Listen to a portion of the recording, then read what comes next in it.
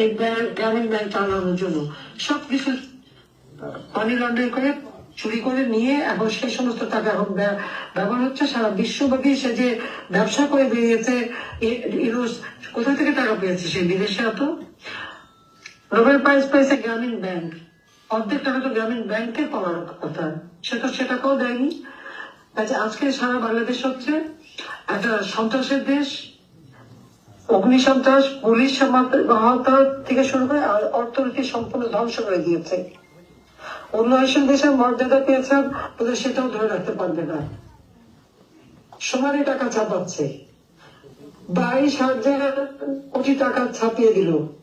আমাদের 16 বছরে আমরা ছাপিয়েছিলাম 60,000 কোটি টাকা, 16 বছরে। আর মাত্র 3 মাসের মধ্যে 22,000 কোটি টাকা ছাপালো। ইনফ্লেশনটা আরো বাড়বে, অবশ্যই আরো 2 ভাগ বাড়বে। এটা হচ্ছে বাস্তবতা।